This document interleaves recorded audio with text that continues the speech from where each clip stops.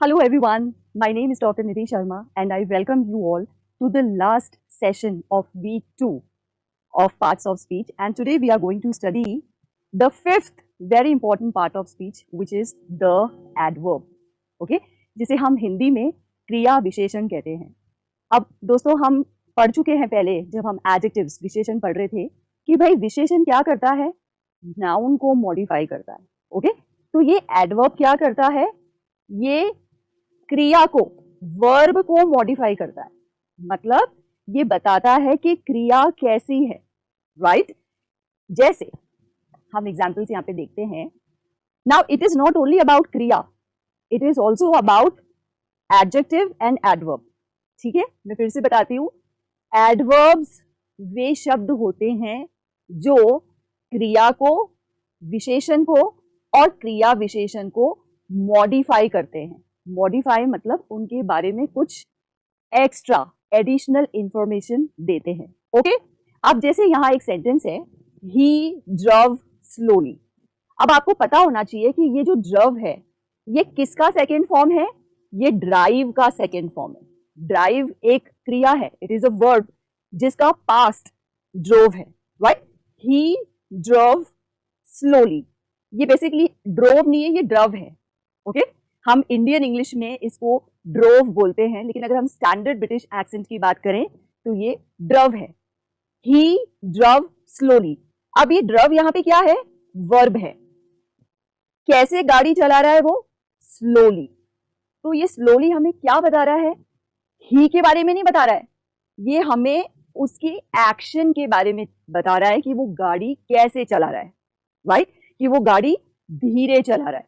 तो ये जो स्लोली है ये यहाँ पे दोस्तों एडवर्ब कहलाता है। क्रिया की विशेषता बता रहा है कि वो क्रिया स्लोली है, धीरे से है। Okay, right.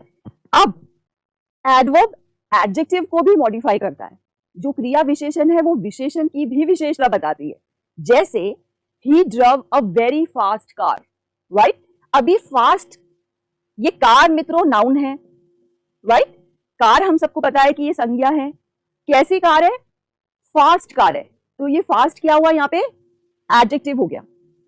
अब ये वेरी क्या हो गया, ये फास्ट कार की भी विशेषता बता रहा है कि वेरी फास्ट कार। तो ये वेरी यहाँ पे हो गया adverb. Did you understand, right? तो संज्ञा की विशेषता बताता है विशेषण और विशेषण की भी विशेषता बताता है क्रिया विशेषण। This is the extra additional advantage of adverb. Okay, now अब ये जो क्रिया विशेषण है ये खुद की भी विशेषता बताता है। एडवर्ब अपने खुद की भी विशेषता बताता है। कैसे? जैसे she move quite slowly, right? अभी स्लोली क्या है, स्लोली एक्शन है। किसका एक्शन है, मूव करने का। तो ये मूव यहाँ पे वर्ब है। कैसे मूव हो रही है वो, जिस लड़की की हम बात कर रहे हैं वो कैसे मूव हो रही है, वो स्लोली मूव हो रही है। तो स्लोली यहाँ पे एडवर्ब है, पर इस स्लोली की भी विशेषता है कि वो बहुत धीरे चल रही है, राइट? सो ये जो क्वाइट है ये डिग्री बता रहा है, एडवर्ब की डिग्री बता रहा है कि क्वाइट स्लो, बहुत स्लो, राइट? तो इस तरह से again this is an adverb modifying an adverb.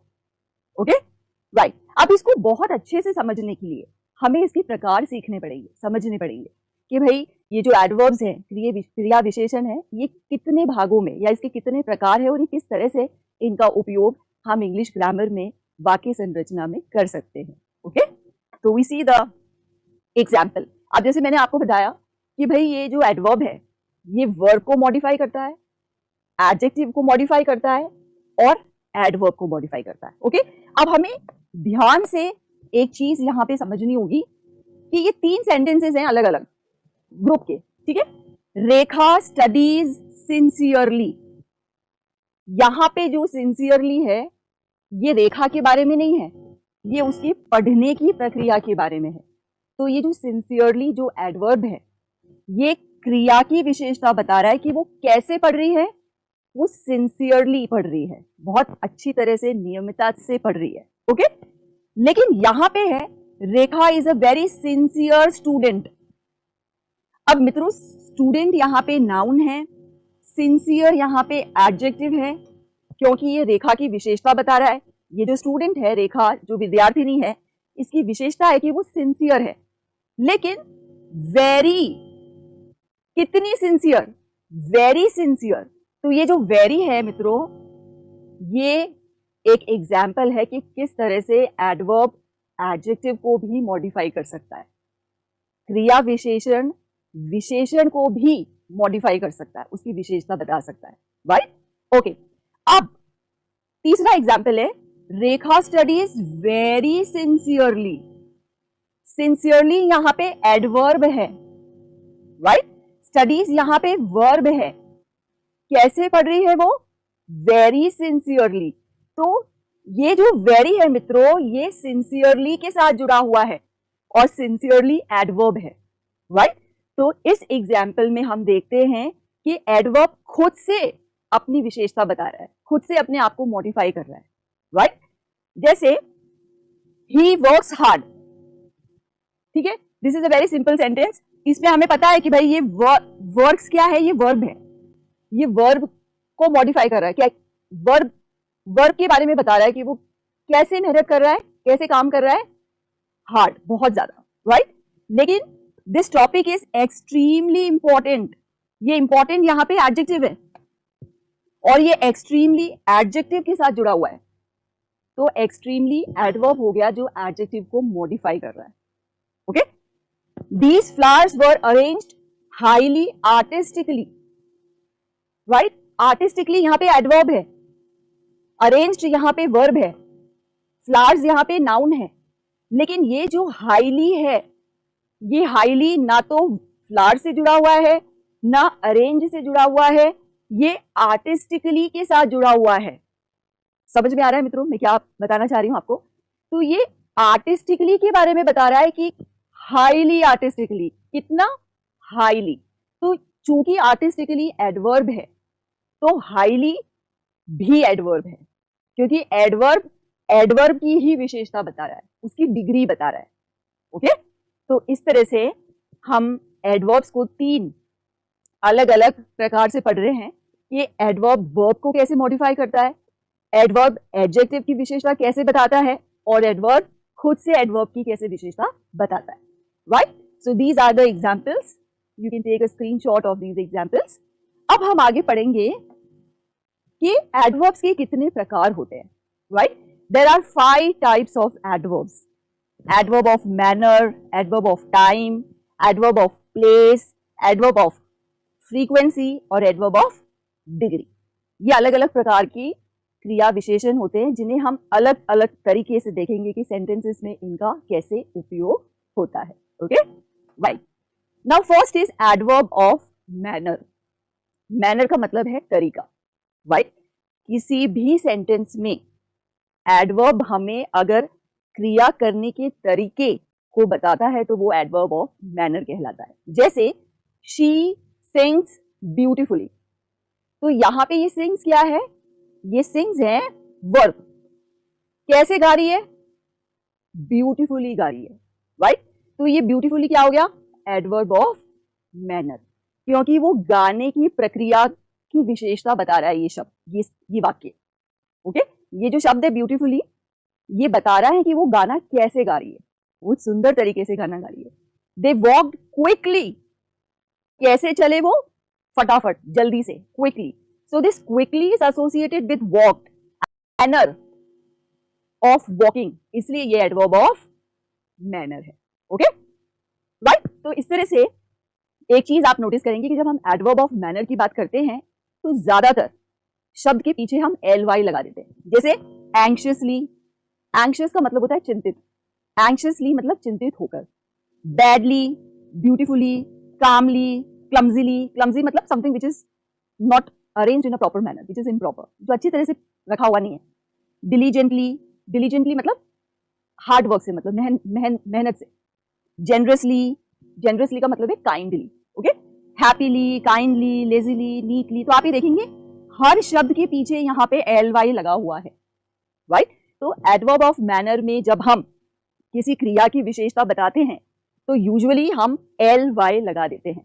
लेकिन अगर मुझे ये बोलना है कि मोहन वर्क्स हार्ड, राइट, अगर मुझे बोलना है मोहन वर्क्स हार्ड, ठीक है, पर आपने अगर इसको एडवर्ब बनाने के लिए यदि इसके पीछे ly लगा दिया तो इसका मीनिंग उल्टा हो जाएगा। मोहन वर्क्स हार्डली का मतलब है मुश्किल से, कभी भी नहीं, मतलब बहुत मुश्किल से पढ़ता है मोहन, हार्डली का मतलब ये हो गया। बट जब हम बोलेंगे कि मोहन वर्क्स हार्ड, तब मैं कहूंगी कि अच्छा मोहन भाई बहुत मेहनत करता है, मेहनत से काम करता है। ओके, तो ये एक एक्सेप्शन है कि हर जगह एडवर्ब के पीछे ly नहीं लगाना चाहिए, तो अर्थ का अनर्थ भी हो जाता है। Okay, right. Now next is adverb of time. समय से कैसे हम क्रिया विशेषण को समझ सकते हैं। ओके, जैसे टुमारो, राइट, जैसे Ram will go to Delhi tomorrow, right. तो यहां पे ये टुमारो क्या बता रहा है, गो का टाइम बता रहा है। गो मतलब जाना, गो क्रिया है, क्रिया का समय बता रहा है कि वो कल जाएगा, तो इसलिए ये हो गया adverb of time. Tomorrow, tonight, yesterday, now, then. किसी भी वाक्य में क्रिया के साथ ये शब्द जुड़े हुए हैं तो ये सारे शब्द हो जाएंगे एडवर्ब ऑफ टाइम। उसी प्रकार से जब हम सिचुएशन की बात करते हैं, किसी भी सेंटेंस में जब हम सिचुएशन की बात करते हैं तो मैं कहूंगी I have already done my work, right, ये एक सेंटेंस है। तो यहां पे ये जो ऑलरेडी है ये भी एडवर्ब ऑफ टाइम कहलाता है। ओके, तो already, before, early, earlier, last, late, ये सारे शब्द समय बता रहे हैं क्रिया की विशेषता का के। Okay, so these all words come under the umbrella called adverb of time. Okay, I hope this is very clear to all of you, right. Now we move to the third type of adverb which is called the adverb of place, right?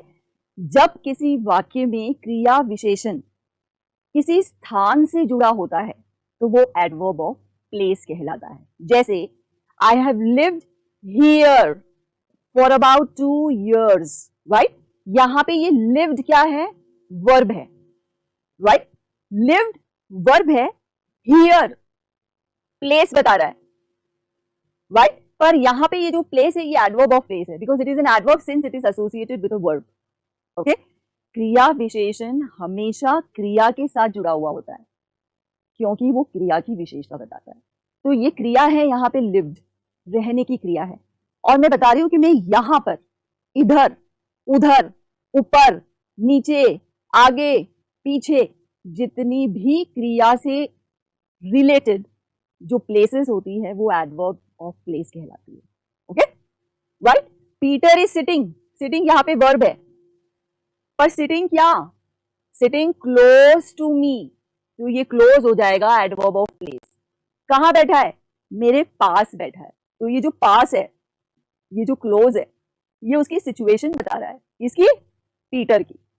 Okay, तो ये above, below, everywhere, here, inside, into, nowhere, nowhere, outside, ये सारे शब्द adverb of place कहलाते हैं। Okay, right. Next है adverb of frequency, right. उसकी frequency क्या है, उसका नंबर ऑफ टाइम क्या है, राइट। तो उसमें ऑलवेज, जैसे अगर मैं एक सेंटेंस लिखूं, she comes always late, comes to office कर दो, she comes to office always late, right.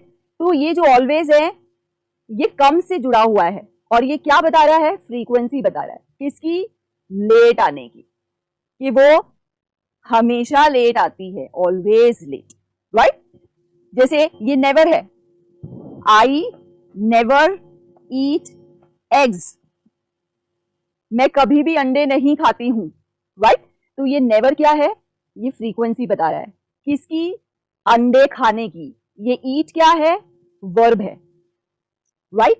तो जब एडवर्ब्स जैसे कि always, usually, frequently, often, sometimes, occasionally, seldom, rarely, never, ये सारे जो शब्द जिस वाक्य में क्रिया के साथ जुड़े हुए होते हैं, इन शब्दों को एडवर्ब ऑफ फ्रीक्वेंसी कहते हैं।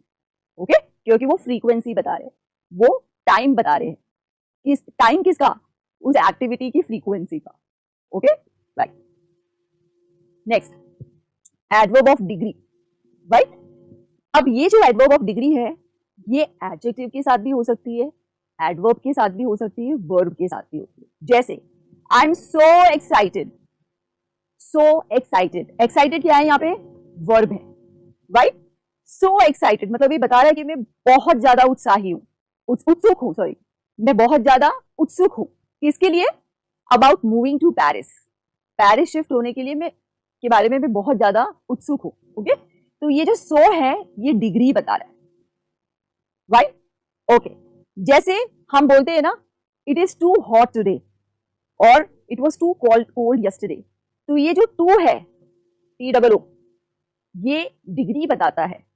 ओके, किसकी डिग्री बता रहा है, ये वेदर की डिग्री बता रहा है, एनवायरमेंट की डिग्री बता रहा है, सिचुएशन की डिग्री बता रहा है। Okay, Kate is very beautiful, अब ये ब्यूटीफुल क्या है यहाँ पे, एडजेक्टिव है, ये विशेषण है, पर इस विशेषण की भी विशेषता है कि भाई वो बहुत खूबसूरत है, शी इज वेरी ब्यूटीफुल, तो ये वेरी क्या हो जाएगा, एडवर्ब ऑफ डिग्री हो जाएगा। हमने पढ़ चुके हैं कि जो क्रिया विशेषण है वो सिर्फ क्रिया की नहीं, वो विशेषण की और क्रिया विशेषण, एडजेक्टिव की और एडवर्ब और वर्ब, इन तीनों की क्वालिटीज बताता है। Okay, right. अब ये जो शब्द है यहाँ पे, almost, simply, enough, hardly, just, nearly, quite, आप ये देखिए, ये QUITE है, ये डिग्री है, क्वाइट मतलब बहुत, पर जब हम इसको QUIET बोलेंगे तो ये क्वाइट का मतलब हो जाएगा शांत।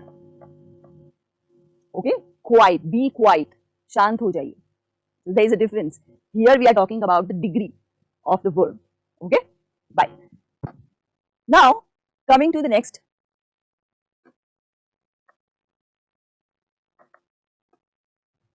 राइट। तो ये सारे अपने एडवर्ब्स की प्रकार थे, टाइप्स ऑफ एडवर्ब्स थे, adverb of time, adverb of place, adverb of manner, adverb of frequency और एडवर्ब ऑफ डिग्री। ये सारे 5 अलग अलग तरह के एडवर्ब्स हमने पढ़े। So now we are ready for this small exercise. एक वर्कशीट है और हमें बताना है कि भाई ये जो एडवर्ब्स है इनके क्या प्रकार है। Okay, the dog ran home quickly, right. तो ये क्विकली क्या बता रहा है कि भाई वो कैसे भागा, वो तेज भागा, तो यहां पे ये होगा adverb of manner, right. Theresa put down the baby gently, तो ये डाउन क्या है, एडवर्ब ऑफ प्लेस है, और जेंटली मैनर बता रहा है। Okay, Jerry jumped up, up place बता रहा है, तो ये एडवर्ब ऑफ प्लेस है। The principal always welcomes us to assembly, always frequency बता रहा है कि हमेशा वो हमें वेलकम करते हैं, तो ये हो जाएगा frequency. Yusuf rights Fairlie neatly in his book, कैसे लिखता है यूसुफ, अच्छे से, सुंदर तरीके से लिखता है, तो ये मैनर बता रहा है, adverb of manner. Sara will bake a cake tomorrow, time बता रहा है, समय बता रहा है कि वो कल बेक करेगी, तो ये क्या हो जाएगा, adverb of time. The train will arrive soon, time बता रहा है, कब आएगी, जल्दी से आएगी, time. The girls usually spend their recess in the garden, usually frequency बता रहा है, ये अधिकतर लड़कियां गार्डन में ही स्पेंड करती है recess time, right. So this is the frequency and this is the reality also. We went to the mall yesterday, time बता रहा है, okay, adverb of time. The taxi drove away, place बता रहा है, right, adverb of place. I never forget to do my homework, ये never क्या बता रहा है, फ्रीक्वेंसी बता रहा है कि भाई 0 फ्रीक्वेंसी है, मैं कभी भी अपना होमवर्क भूलता नहीं हूं, frequency is 0। Okay, so this is frequency. Nathan swam well in the gala, well is what, manner, okay. The boat was anchored and went nowhere, तो ये nowhere क्या बता रहा है, place बता रहा है, ओके। एक और बहुत इंपॉर्टेंट मुझे बात आप लोगों को बतानी थी कि जैसे कोई आपको जब पूछता है कि हाउ आर यू डूइंग, तो यूजुअली फ्रीक्वेंटली आंसर होता है आई एम डूइंग गुड। ये गलत है, क्योंकि गुड क्या है? गुड एडजेक्टिव है। आपको यहाँ पे एडवर्ब का उपयोग करना है, तो आप क्या बोलेंगे? आई एम डूइंग वेल, राइट? आप क्या बोलेंगे? आई एम डूइंग वेल। तो ये डूइंग क्या है? डूइंग वर्ब है। तो आप वर्ब के साथ यहाँ पे गुड नहीं लिख सकते हो, ये गलत हो जाएगा ग्रामेटिकली। आपको वर्ब के साथ एडवर्ब बताना पड़ेगा, क्योंकि आप बता रहे हो कि भाई how am I doing, I am doing well. तो well is the adverb of manner, right? तो ये छोटी छोटी चीजें बहुत इंपॉर्टेंट होती है ग्रामर का जब हम उपयोग करते हैं वाक्य संरचना में, तो हमें ध्यान रखना पड़ता है कि वर्ब क्या, एडवर्ब क्या, नाउन क्या और एडजेक्टिव क्या, किस तरह से इनका संबंध है और किस तरह से हमें इन्हें यूज में लेना चाहिए। ओके, तो आई थिंक इस वीक 2 में जो भी हमने पार्ट्स ऑफ स्पीच पढ़ी हैं, ये जो 5 नाउन, प्रोनाउन, वर्ब, एडजेक्टिव और ये लास्ट जो आज एडवर्ब वाला सेशन था, तो मैं समझती हूँ कि इन सब के जो हमने प्रकार पढ़े और ये जो हमने वर्कशीट सॉल्व की है, तो कुछ हेल्प ज़रूर मिलेगी आपको आपकी कॉम्पिटिशन की जो एग्जाम्स हैं, कम्पिटिटिव एग्जाम्स हैं उनके लिए। अब आप सोचते होंगे कि भाई मैं कॉम्पिटिटिव एग्जाम्स क्यों नहीं बोल रही हूँ, क्योंकि इसका प्रोनाउंसिएशन कम्पेटिटिव है, कॉम्पिटिटिव नहीं है। ओके, क्योंकि जब हम इंग्लिश लैंग्वेज की बात करते हैं तो हम इंडियन इंग्लिश बोलते हैं, but standard English is always British English. तो कोशिश ज़रूर से करनी चाहिए कि हमारा जो प्रोनाउंसिएशन है वो ब्रिटिश इंग्लिश में। Okay, so thank you so much for spending all the 5 lectures with me, and we will all meet again for the 4th week. 4th week में जो 5 sessions हैं वो हम पढ़ेंगे। Thank you so much.